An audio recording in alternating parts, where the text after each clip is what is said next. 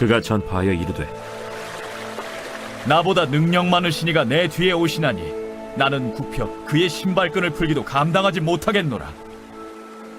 나는 너희에게 물로 세례를 베풀었거니와 그는 너희에게 성령으로 세례를 베푸시리라.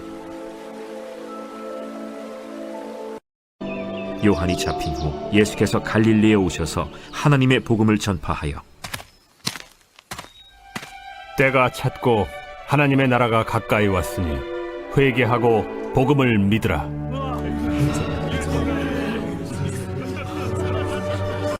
Haleluya. Bwana Yesu asifiwe sana. Ninawapenda sana, ninamshukuru Mungu sana. 욕하는 것 같죠? 이 탄자니아에서 스와힐리어를 쓰는데요. 이 스와힐리어가 동부 아프리카 많은 나라들이 거의 9나라가 쓰는데 한 1억 인구가 쓴다고 해요. 근데 좀 욕하는 것 같아요. 감사합니다가 아산테 사나, 사랑합니다. 니나쿠 펜다 사나, 펜다가 사랑하다예요. 그래서 나는 당신을 사랑합니다. 니나쿠 펜다 사나. 제가 아까 한 말은 예수님을 대단히 찬양합니다. 주님의 보혈의 피로 용서함 받아서 그 예수님의 피로 엮어진, 그리고 또 한 영, 하나님의 성령, 그리고 한 아버지로 이렇게 가족보다 더한 진하게 여러분들 영천교회에서 만나게 되어서 너무나 기쁘고 감사합니다. 그리고 감독님께서 아침에 제 소개를 자세하게 하셔서 소개 안 해도 된다고 그러셨거든요. 근데 또 이렇게 귀한 감독님을 만나서 너무나 감사합니다. 저를, 그러니까 제가 여기 가까이에 있는 웨슬레 선교관에 머무르는데요. 제가 필리핀 근로자 사역을 하면서 이제 가는 교회가 있지만 이 주변의 교회들을 교파를 초월해서 이렇게 다니다가 여기 영천교회에 왔는데 와, 너무너무 말씀이 좋은 거예요. 새벽에 부목사님들 말씀도 좋고 특히 여기 본 예배 말씀 너무나 좋아요. 하나님의 말씀이 정말 저는 처음으로 그렇게 느껴졌어요. 시실과 날실로 짠 그런 천 같은 그거를 감독님께서 한 올 한 올 다 이렇게 뽑아서 정말 이 말씀을 잘근 씹어서 정말 그 소화 잘 되게 이렇게 주시는. 그래서 제가 너무 은혜를 많이 받는데 제가 사실 선교사로서 선교지에서 받은 은혜 이런 얘기를 하고 싶은데 제가 지금 증거하고 싶은 말씀이 여기까지 찬 거예요. 그래서 제가 이렇게 설교 잘하시는 감독님과 목사님들 계신 데서 또 제가 말씀을 증거하려고 여기 섰습니다. 제 이름은 김정림이고요. 그리고 저는 소명을 받으면서부터 하나님이 저를 프랑스의 잔다르크처럼 쓰신다는 그런 걸 깨달았습니다. 그런데 5년 전에 제가 92년도에 첫 제자훈련학교에 왔던 그 사람이 이제 순복음 교단에 아주 교회가 막 정말 교회를 관두려고 했어요. 교회가 너무 안 돼서. 근데 이제 우리 제자훈련 학교 왔다가 가서 교회가 막 부흥되고 그리고 다니면서 교회 없는 마을을 다니면서 24개를 교회를 개척을 하니까 그 교단의 감독이 됐어요. 근데 그 사람이 5년 전에 우리 교회에 30명을 버스를 대절해서 와가지고 그 찬양단과 찬양 예배 드리고 저한테 이름을 줬어요. 저에게 데보라, 그러니까 성경에 드보라 있잖아요. 데보라라고 부르래요. 그래서 제 이름이 또 하나가 더 생겨서 데보라 킴이고, 또 스와힐리어로 제 이름 사람들이 자꾸 중림 킴 그렇게 하길래 제가 후라하가 행복, 기쁨이란 뜻입니다. 그래서 후라하라는 이름도 있고 그렇습니다. 그래서 제가 다음에 감독님이 또 기회를 주실 줄 믿고, 그리고 오늘은 정말 여기까지 찬 그런 말씀을 증거하겠습니다. 잠깐 기도하시겠습니다. 변함없으시고 어김없으신 아버지 하나님, 어제나 오늘이나 영원토록 동일하신 아버지 하나님의 능력을, 그 사랑을 찬양하고 높이고 영광 돌립니다. 아버지, 이 시간에 저희들을 주일 오후에 다른 데 가지 않고 하나님의 이 귀한 시간에 또 예배자로 삼으셔서 예배하게 하시니 감사합니다.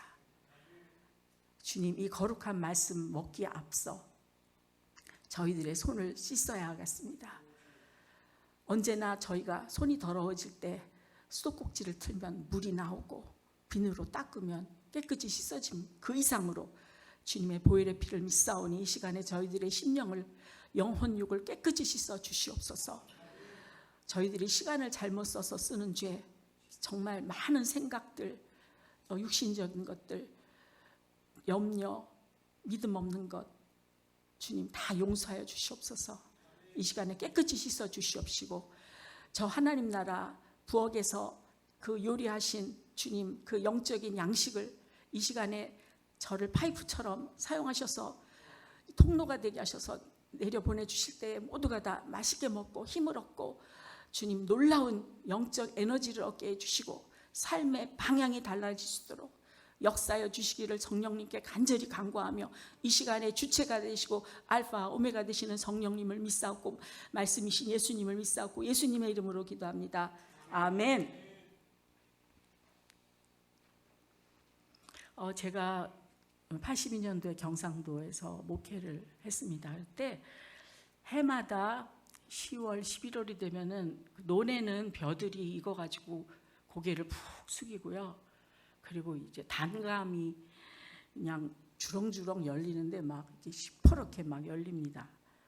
그런데 그거를 보고 얼만큼 숙였는가, 그 다음에 단감이 색깔이 아주 초록색에서 점점 색깔이 변함에 따라서 이 농부들이 바빠지는데, 그때는 모든 계획이나 모든 거 머리 자르러 가는 거 파마하는 거 다 관두고 새벽부터 밤까지 그 추수를 하느라고 정신이 없습니다.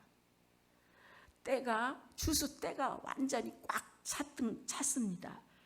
오늘 설교 말씀이 그 때가 찼습니다. 예수님이 30세, 사실 좀 늦으신 것 같아요. 그때 장가도 안 가시고 했는데 30세에 드디어 공생의 사역을 시작하실 때 40일 금식도 마치셨고 또 세례도 받으셔서 물에서 나오실 때 천둥 같은 소리로 하나님이 이 예수님을 소개하는 말씀하셨고, 그 다음에 또 성령님이 임하셨습니다. 그래서 정말 때가 차서 그래서 예수님이 막 본격적으로 일을 하실 것 같았는데 성경상으로 이렇게 보면 그렇게 본격적으로 안 하시고 조금 미미하게 하셨던 것 같습니다. 그런데 오늘 여기 14절에 보니까 요한이 잡힌 후에 드디어 예수님께서 예수님의 공생애 중에 가장 활발한 그 사역 장소였던 그 갈릴리로 가셔서 첫 말씀이 때가 찼다 하시면서 본격적으로 말씀 증거하시며 병자를 고치시면서 일을 하셨습니다. 여기서 때가 차야 일을 하시는 예수님을 우리는 발견하게 됩니다. 그러고 보니까 나사로가 위독해서 빨리 오세요 막 그럴 때 예수님이 그 나사로하고 마르다하고 마리아 고하거든요. 그 베다니에 가실 적마다 그 남매들 있는 집에 자주 가시고 너무 친해서 빨리 먼저 가서 고쳐주셔야 됐는데 그냥 며칠을 유하시다가 그만 장사한 지 나흘 만에 가신 거예요.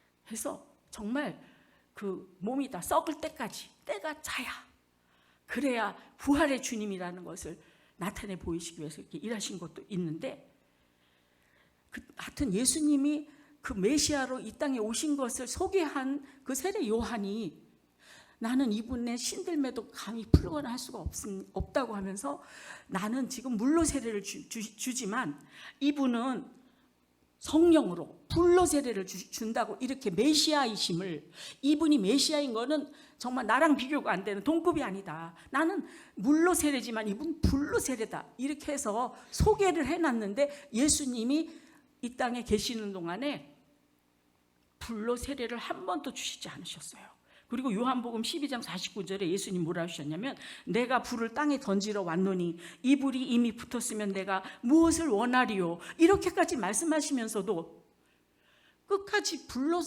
세례를, 성령으로 세례를 한 번도 안 주신 거예요. 그래서 본인이 세례 요한이 그 소개한 바로 메시아라는 것을 끝까지 증명을 안 하셨어요. 그것이 어쩌면 오해가 돼서 예수님이 메시아가 아니구나 실망한 군중들이, 어쩌면 다른 많은 요소들도 있었고 거짓 증거도 있었지만 그래서 예수님이 십자가에 못 박혀 죽으신 것, 그런 요소가 아닌가 이런 생각이 듭니다. 그래서 예수님은 장사되셨고 3일 만에 부활하셨고, 그래서 40일을 더 이렇게 보이시면서도 불로 세례를 주시지 않고 가셨어요. 가시면서 예루살렘에 계속 기다리고 기도하면은 너희가 기다리던 성령이 오실 것이다. 그래서 120명이 나가다락방에서 열흘을 더 기도하니까 오순절날 때가 차서 성령이 내려올 때 각 사람에게 불의 혀같이 정말 불세례를, 성령의 세례를 그때서야 주셨습니다. 때가 다 차지 아니하면 하나님은 일하시지 않는 것. 그 때는 그 해와 달로 이렇게 계산되는 그런 자연적인 시간이 아니라 하나님의 때, 카이로스, 사건이 터지는, 그래서 모든 것이 마치 멈춘 것 같기도 하고, 그래서 하루가 천년 같고 천년이 하루 같은 그런 놀라운 일을 하는 그 때가 돼야만 하나님은 일을 하시는데요. 저는 지금 바로 그 하나님의 때가 다 찼구나, 그거를 두 가지만 외치고 말씀드리고 싶어서 정말 선교지 얘기를 접어놓고 이거를 말씀을 드립니다. 우선 첫째로 한국에 하나님의 때가 찼습니다. 여러 가지 방면에 하나님의 때가 찼다고 말할 수 있어요. 세계적인 위상, 경제적인 것, 그런 것도 말할 수 있지만 저는 다른 부분을 얘기하고 싶습니다. 1953년에 휴전 이후 올해가 70년째입니다. 희년의 때 꽉 찼어요. 희년. 작년으로 이렇게 계산하고 작년에도 뭔가 있었던 걸로 알고 있습니다. 그런데 올해는 정말 꽉 찼습니다. 그리고 또 정말 때가 꽉 찬 것은 하나님이 정말 우상을 정말 만드는 것도 싫어하고 섬기는 것도 싫어하고, 우리 이 지나간 이스라엘의 역사 열왕기 거기 보면 하나님의 공식이 나옵니다. 우상을 섬기면 하나님이 가차 없으셔요. 지금 북한의 김일성 김씨 3명의 그 우상화 신당까지 만들어 놓고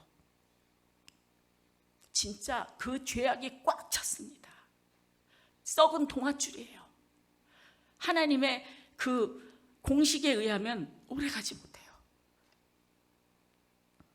그러면서 제가 보는 것은 하나님께서 선교사들을 자꾸 선교지에서 철수시키시는 거예요. 그래서 저도 그 중에 하나입니다만 제가 재변명을 하려고 하는 말이 아니라 정말 선교지에 간 분들이요, 코로나로 오셨다가 또 후유증으로 그냥 계속 회복이 안 돼서 못 가는 분도 많지만 또 갔다가 또 오고 하여튼 암으로 정말 열정적으로 그냥 최선을 다해서 정말 열심히 엄청나게 사역한 분들이 많이, 이유는 건강의 이유로 한국에 와 있고 가야 돼 그러면서 못 가고, 저 같은 경우도 저는 제 노후 대책이 탄자니아에서 그냥 살다 죽는 거였습니다. 근데 이렇게 한국에 와서 이렇게 오래 있고, 그럼 정말 지금 각 교단마다 선교사들이 다시 한국으로 와가지고 자꾸 오래 있는 거가 아주 그냥 교단마다 문제입니다. 그 대책을 어떻게 해야 될지 한 사람 한 사람 얘기를 들어보면 정말 못 갈 상황이라서 그 막 정말 어디 오랫동안 거주하는 그런 거처 문제 이런 대책을 세워야 할 지경입니다. 근데 제가 그 모든 선교사님들 못 가고 그러는 분들이 얼마나 답답해하고 힘들어하는지 모릅니다. 선교지 가야 힘이 나고 저 같은 경우는 거기가 제 생애에서 절반 이상을 살았기 때문에 거기가 더 고향 같고 더 좋아요. 근데 그래서 그런 거를 보면서 제가 깨달은 것이 뭐냐면 북한이 열리면 그 열악한 곳에 가서 정말 거기서 살면서 막 이 복음을 전하면서 이 교회들을 셋업할 수 있는 그런 사람들은요, 전기도 없고 막 수도도 없고 막 잠자리도 엉망이고 막 그런 곳에 가서 할 수 있는 분들은 선교사들이거든요. 그거랑 연관이 있지 않는가 그런 생각이 들고 저는 그래서 그 재작년부터 적금을 줬어요. 목돈이 필요할 것 같아요. 갑자기 통일되면 이 목돈을 마련했다가 북한의 각 마을마다 김일성 신당을 만들어놨대요. 딱 이런 모임 장소 그리고 우상 만들어 그게 정말 너무 더럽고 그래서 그게 거기다 계속 써서 될는지는 모르겠지만 어쨌든 통일되면 이 교회 모임 장소 뭐 이런 모든 것들을 하려면은 목돈이 필요한데 정말 각 개인이라도 적금을 둬야 되는 것은 아닌가. 그래서 저는 적금을 붓다가 이제는 아예 선교 단체로 헌금을 해서 지금 목돈을 모으면서 물론 탄자니아의 헌금을 위한 것도 되지만 하여튼 그렇게 하고 있습니다. 그래서 그런 것들을 말씀드리고요. 두 번째, 지금 세계에 이 때가 찼습니다. 하나님의 때가 찼습니다. 하나님의 눈으로 세계를 봐야 하겠습니다. 물론 하나님의 눈으로 자신의 과거와 현재와 미래를 보고 하나님의 눈으로 내 결혼 생활이나 가정과 내 자녀들 그리고 하나님의 눈으로 이 나라를 보고 교회를 보고 해야 되겠지만 이 하나님의 그리고 기도 시간이 딱 되면 눈 감는 순간에 내 문제를 하나님의 눈으로 봐야 되겠죠. 내 간구할 모든 필요나 내 문제 상황을 하나님의 눈으로 보는 시간이 기도 시간입니다.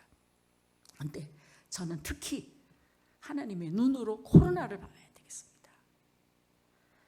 하나님의 눈으로 코로나를 보지 않았기 때문에 사람들이 코로나한테 쫄아가지고 막 두려워하고 막 와르르 몰려다니고 막 하지 말려면 못하고 이거 하려면 또 막 하고 근데 거기에 어마어마한 저는 하나님의 이 큰 대광고, 대선포, 대전환을 봤습니다. 지구가 생겨난 이래 지구 전체가 한 영향권에 들어간 것은 노아 홍수 때 이후로 1차, 2차 세계대전이든지 무슨 사스니 뭐니 어떤 전염병이 와도 국한적이었습니다.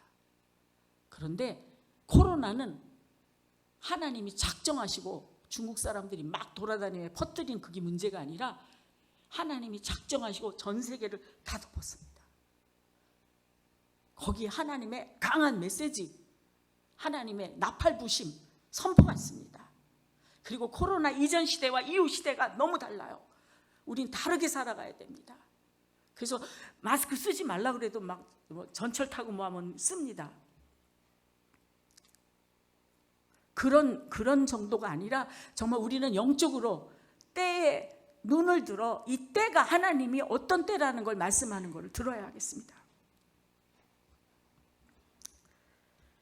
지금 죄악이 너무나 관영하죠. 너무 세졌습니다. 소돔과 고모라 그 이상으로 지금 그 음란함과 이 정말 성적 문란 그리고 사랑도 식어지고 성경에 나오는 모든 말세에 이러하리라 한 것들이 다 찼습니다. 이러한 때 우리가 어떻게 살아야겠습니까? 코로나 팬데믹 시대 이제 위드 코로나 그래서 우리가 어떻게 살아야 되겠습니까? 그 정도가 아니에요. 이제는 하나님이 이젠 마지막 때가 왔다. 이제는 경성해라, 준비해라, 이렇게 전 세계에 말씀하신 겁니다. 그래서 저는 정말 너무나 여기 드리고 싶은 말씀이 많지만 5가지만 말씀드리겠습니다. 첫째, 정말 하나님을 두려워하고 경외하고 그러면서 우리의 내면을 정리할 때가 되었습니다. 우리가 지금 하나님이 뛰어 그리고 이 땅에 내려보내셨을 때부터 이제 우리는 마라톤을 뛰는, 그래서 어떤 사람은 단거리 뛰다 가고 어떤 사람은 장거리를 뛰다 가는데 정말 저도 이제 60대 넘었고 정말 연령으로 봐서 이제 거의 결승에 가까운 분들이 많죠, 교회 요즘에. 그것뿐만 아니라 젊은 분들에게도 이제는 결승점이 거의 가까워 있습니다. 그래서 정말 이 남은 때를 사력을 다해서 하나님이 이 각 사람을 통해서 이루실 그 일을 어떻게 하실지 나를 비우면서 주님을 두려워하면서 주님 허락하신 것을 적어도 하나님이 이 세상에 유일하게 나 하나 만들어내셔서 이 땅에 딱 공장에 막 여러 개 찍어내듯이 그게 아니라 나 하나 유일하게 이렇게 찍어내셔서 나를 이 땅에서 뛰어 하고 이 허락하신 이 경주장에서 이제 내가 뛰고 싶은 대로 뛰었다면 이제는 정말 내면을 비우고 주님이 어떻게 나를 통해 살기를 원하셨는지 그렇게 궤도를 잡을 그러한 때입니다. 두 번째로는 세례 요한이 예수님 오시기 직전에 그 초림 때 왕이 오시기 전에 그 왕의 길을 예비한 것이 뭐냐? 회개하라. 그분을 맞이하려면 회개하라. 지금 주님 재림이 가까웠는데 지금 할 말은 회개하라밖에 없습니다. 그동안에 너무나 많은 거짓 선지자들이 와가지고 92년 10월 28일이라고 했던가요? 뭐 그때 온다고 너무 이 말세 이걸 가지고 막 너무나 신령한 척하면서 거짓 선지자들이 너무 여러 번 해가지고 이제는 사람들이 이제 지쳤어요. 그런 말만 하면 이제는 막 그런 얘기하면 하지 말라고 그래요. 심지어는 목사님들까지도. 근데 정말 이제야말로예요. 그 며칠 전에 저 그 뉴스를 듣지 않아서 모르는데 그 제 후배가 미국에서 와서 지금 이렇게 호텔에 머물고 있는데 밤에 북한에서 미사일을 쐈다고 합니다. 근데 이게 다른 때랑 또 다른 거였다라고 합니다. 그래서 저 비상 그 호텔의 비상 전쟁을 알리는 비상 경보가 울렸다고 합니다. 제 전화도 꺼야 되는데 어떡하냐. 근데 비상 그거가 울렸을 때 그 호텔 안에 외국인들만 전부 그 고층에서 막 다 내려와가지고 그 로비에 와가지고 그러고 있었대요. 근데 거기에 그 한국 분들은 아무도 안 나왔대요. 그리고 아마도 여러분들 그런 것조차도 아예 의식도 없고 관심도 없고 뭐 그런 문자가 왔었는지도 아예 모르실 거예요. 한국 사람들은 하도 그동안에 이제 박정희 대통령 그때부터 막 전쟁 막 이러면서 해가지고 이제는요 정말 뭐 코로나 시대 다른 나라에서는 막 사재기를 해도 우리나라 사람들은 사지도 않았어요. 준비 안 해요. 근데 지금 너무나 마지막 때 얘기하는 그 앞서 했던 분들이 다 틀려가지고 이제는 얘기를 해도 사람들이 그냥 무감각하게 됐습니다. 근데 정말 회개해야 될 때입니다. 근데 회개를 우리가 회개를 어떻게 하냐면 머리로 먼저 잘못했어. 입으로 가슴으로 너무 막 통회하고 막 가슴 아파. 내가 왜 이렇게 잘못했지? 그래서 입으로 막 고백을 여기까지만 회개를 해요. 그리고 이게 밑으로 안 내려가는 거예요. 정말 저도 정말 회개의 삶을 살려고 너무 애를 쓰는데요. 회개가 너무 안 돼요. 이렇게 목이 곧고 완악할 수가 있을까? 회개가 너무너무 회개의 열매를 맺으라 그랬는데 열매가 안 맺어지는 거예요. 근데 이거는 이 회개를 하려면 제 습관을 바꿔야 돼요. 습관이. 그리고 이게 습관이 정말 안 바뀌어져요. 이제 나이도 많고 이 습관을 바꾸기 위해서 정말 이제는 환경까지 바꿔야 돼요. 그래서 정말 이제는 회개할 때 돌이켜 회개의 열매를 맺어야 될 그런 때입니다. 그 다음 세 번째로는 성령의 인침을 받았나 점검을 해야 될 때입니다. 지금 이 순간 이 자리에서 여러분들 죽는다면 천국에 갈 확신이 있습니까? 있다고 다 대답하실 거예요. 아니면은 그런 거 없는데?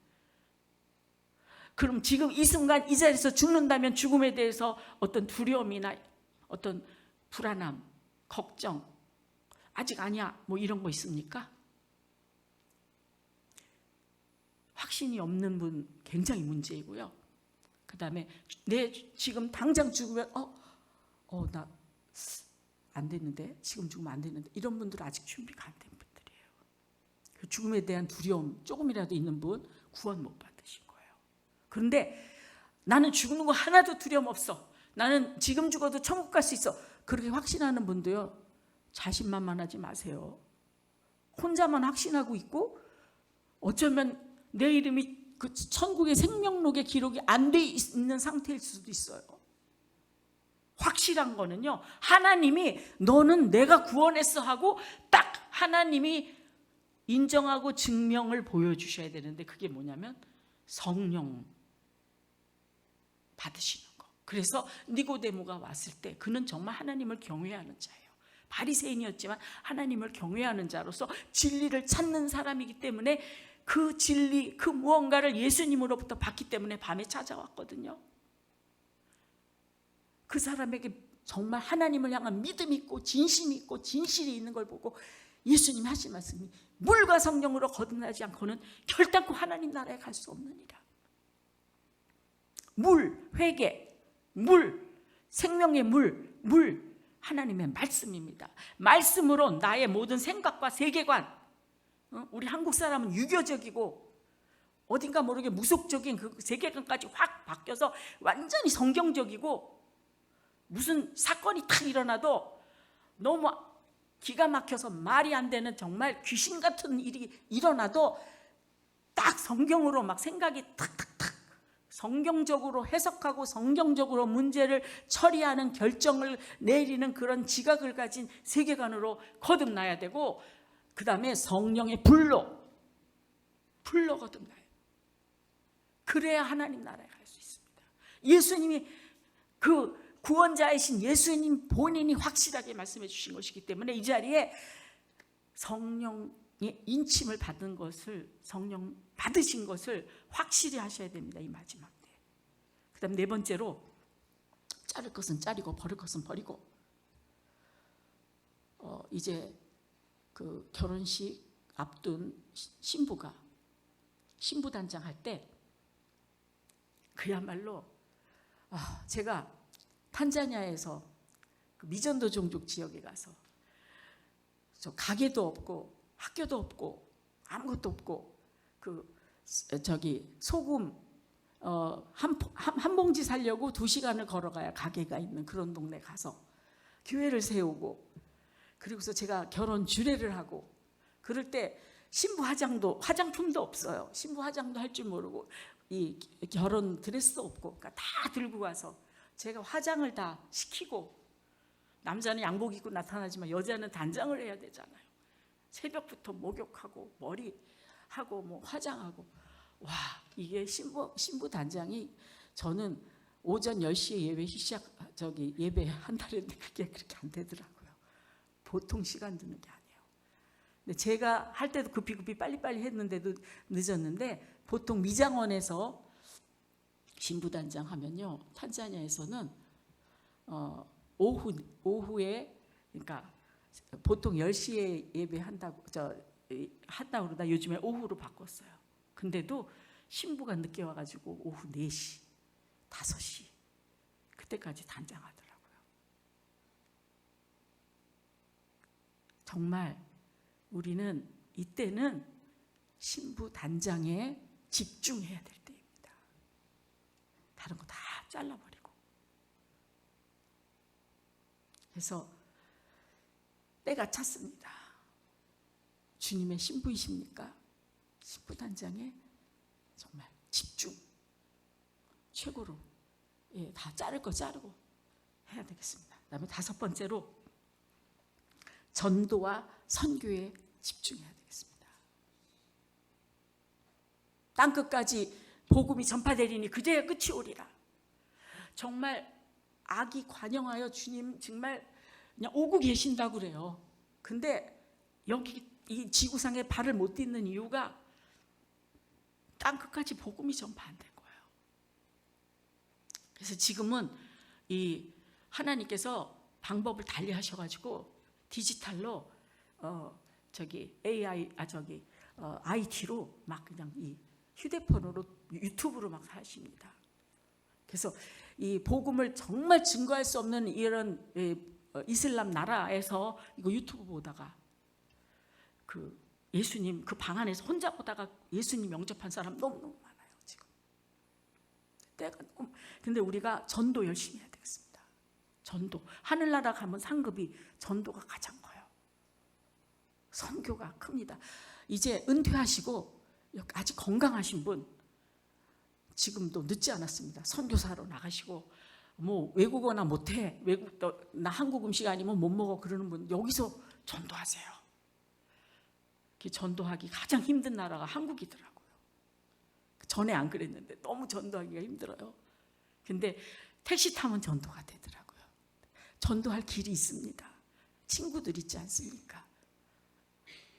앞서 가기 전에 전도하시고, 전도는 이렇게 말로만 하는 게 아니라 그냥 계속 걸음 주고 물 주고 걸음 주고 물 주고 자꾸 뭐 사다 주고 자꾸 만나서 얘기 걸고 전도하세요. 그래서 전도하고 선교하고 그렇게 하시기를 간절히 주님의 이름으로 부탁하며 축원합니다. 기도하시겠습니다.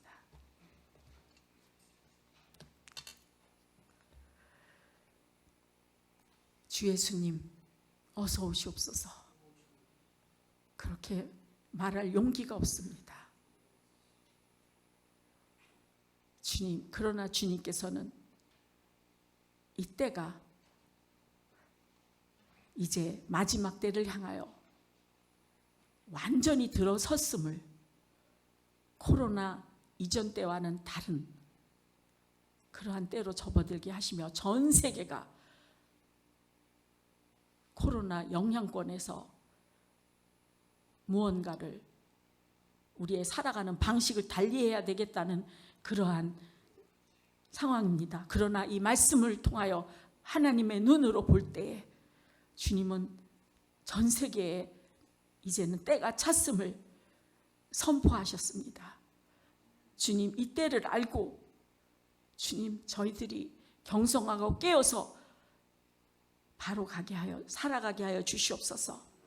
또한 이 귀한 나라, 좋은 나라, 주님이 특별히 사랑하는 산들이 다 달아빠지도록, 바닷물이 마르도록 사랑하는 이 나라, 하나님의 나라, 저 북한 주민, 북한 동포들 너무나 오래 참고 때를 기다리는 그때에 아버지 하나님 때가 가까운 것 같습니다. 저희들이 더욱 기도하며 민족의 통일이 주님 정말 평화롭게 잘 되게 하여 주시옵소서. 그리고 이 남한이 갖고 있는 그 에너지들을 저 북에 있는 동포들을 위하여 쓸 때가 그 길이 열릴 수 있도록 역사하여 주시옵소서. 좋으신 아버지 하나님, 저희들에게 오늘 이 말씀을 주신 것에는 하나님의 뜻이 있는 줄 믿습니다. 달란트로 받습니다. 34kg의 금으로 받습니다. 주여, 그 금의 가치로 저희들의 삶 속에 일하여 주시옵소서. 예수님의 이름으로 간절히 기도드렸사옵나이다. 아멘.